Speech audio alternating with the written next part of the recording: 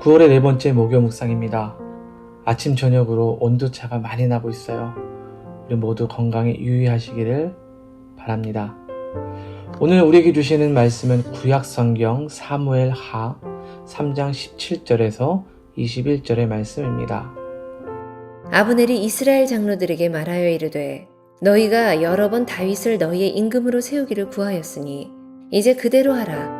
여호와께서 이미 다윗에 대하여 말씀하시기를 내가 내 종 다윗의 손으로 내 백성 이스라엘을 구원하여 블레셋 사람의 손과 모든 대적의 손에서 벗어나게 하리라 하셨음이니라 하고, 아브넬이 또 베냐민 사람의 귀에 말하고, 아브넬이 이스라엘과 베냐민의 온 집이 선하게 여기는 모든 것을 다윗의 귀에 말하려고 헤브론으로 가니라.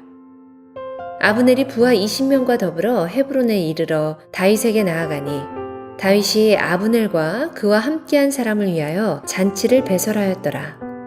아브넬이 다윗에게 말하되 내가 일어나 가서 온 이스라엘 무리를 내 주 왕의 앞에 모아 더불어 언약을 맺게 하고 마음에 원하시는 대로 모든 것을 다스리시게 하리이다 하니, 이에 다윗이 아브넬을 보내매 그가 평안히 가니라.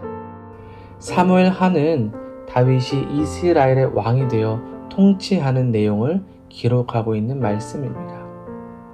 사울이 죽은 후에 다윗은 유다 지파를 중심으로 헤브론에서 왕이 되었습니다. 그러나 여전히 사울을 따르는 베냐민 지파를 중심으로 다른 10개의 지파는 사울의 아들이었던 이스보셋을 왕으로 세웠습니다. 그 중심에는 아브넬이 있었죠. 아브넬은 이스보셋을 왕으로 내세웠지만 실상은 자신의 모든 것을 쥐고 흔드는 그런 사람이었어요. 실제적 권력과 힘이 이스보셋이 아닌 아브넬에게 있었던 것이죠. 다윗에게 있어서 유다 지파 외에는 없었지만, 그래서 아브넬과 이스보셋에게 비하면 한참이나 부족해 보일 수 있었을 겁니다. 그러나 시간이 지나면서 다윗은 점점 강성해졌습니다. 사무엘상 5장 10절을 보면 성경은 이렇게 말하죠. 다윗이 점점 강성하여 가니라. 그리고 우리가 읽은 오늘 본문 그 위에 올라가서도 보면 다윗의 집안은 점점 강성해져 갔다고 성경은 말해주고 있습니다. 하나님이 함께 하셨기에 다윗은 강해졌고 그의 왕국은 견고히 세워져 갔습니다. 그러기에 이스보셋을 내세워서 왕을 세우고 그 다음에 위치에 있었던 아브넬은 희망이 없다는 것을 알게 되었어요. 그래서 아브넬은 다른 생각을 꿈꾸죠. 스스로 전면에 나서서 이스라엘 지파가 원했었던 몇몇의 사람들이 다윗을 따르기 원했었는데 그것을 다시 이야기하면서 우리가 다윗을 섬기자라고 말을 해요. 왜냐하면 계속해서 보니까 하나님께서 이스보셋이 아니라 다윗과 함께 하시고 또 다윗과 하나님 나라를 이루어 가실 것을 보았기 때문이죠. 그래서 아브넬이 오늘 본문 18절을 보면 이렇게 말을 해요. 내가 내 종 다윗의 손으로 내 백성 이스라엘을 구원하여 블레셋의 사람의 손과 모든 대적의 손에서 벗어나게 하리라. 무슨 말입니까?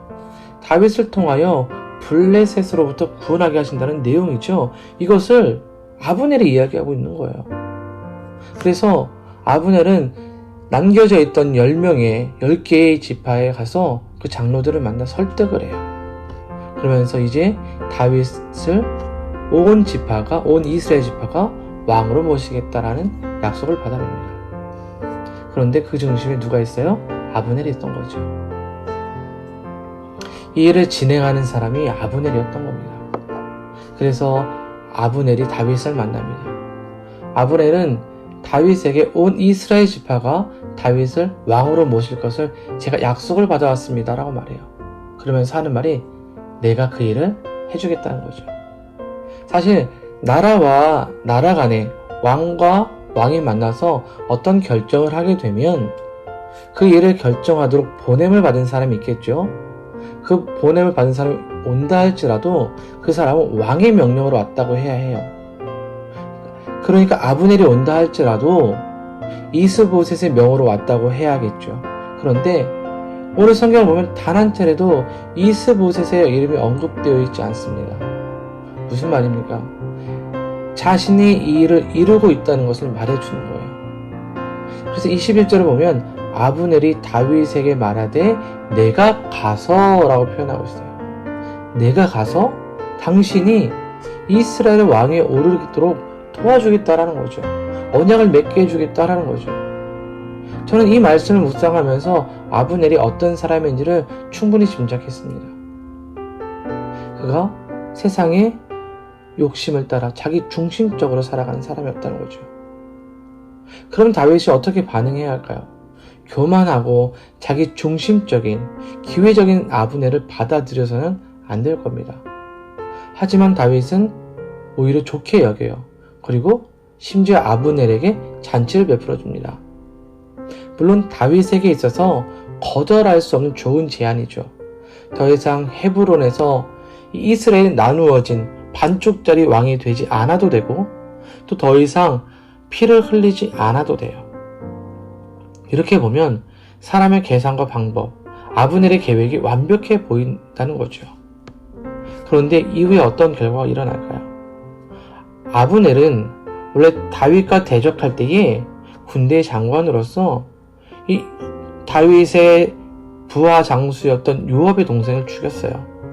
그러니 사실 굉장한 원수지간이죠.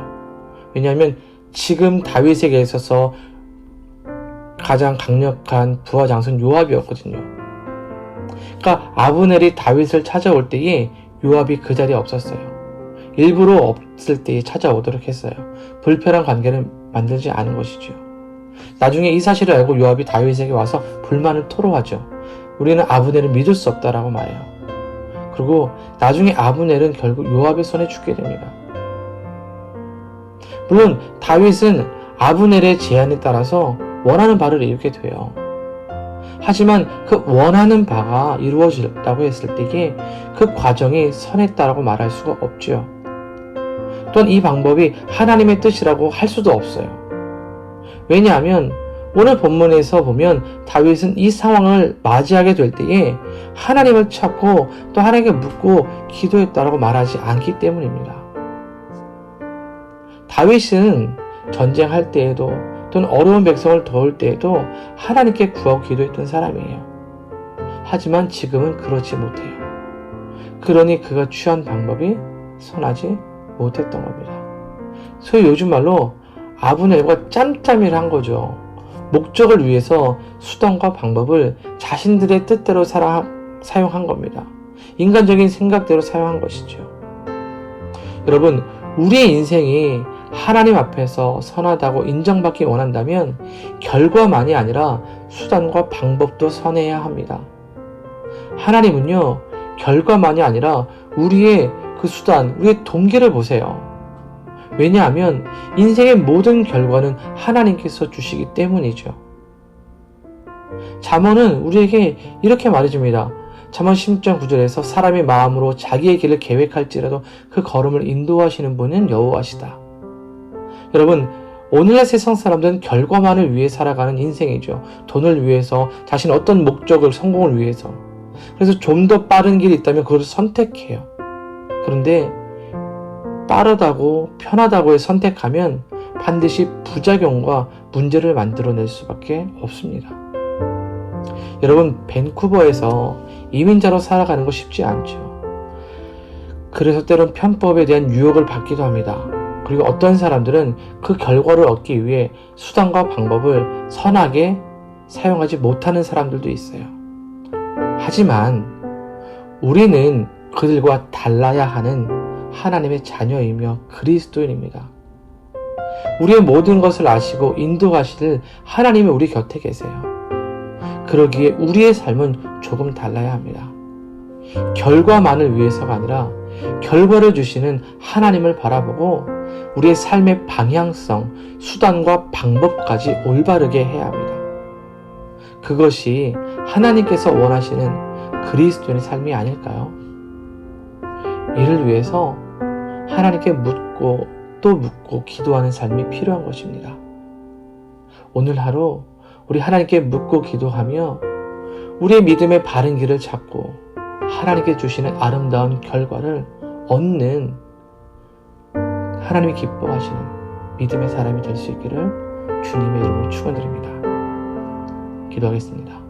사랑의 하나님 감사를 드립니다. 세상은 결과를 위하여 수단과 방법을 가리지 않습니다. 그래서 우리에게도 동일하게 살아가도록 유혹합니다. 하지만 우리는 겸손히 하나님의 뜻을 구합니다. 우리의 삶의 길을 열어주시고 바른 길을 걸어가게 하셔서 세상에 주는 결과가 아니라 하나님이 주시는 완벽한 결과를 얻기 원합니다. 그래서 오늘도 하나님 앞에서 기도하며 하루를 시작합니다. 하나님 동행하여 주시고 우리를 다스려 주셔서 우리의 삶에 하나님의 선하신 역사를 경험하게 하여 주옵소서. 우리 성도들의 삶에 하늘의 신령한 축복이 가득하길 원합니다. 기도와 소원을 아시오니 응답하여 주시고 앞에 길을 놓고 고민할 때의 길을 열어 주옵소서.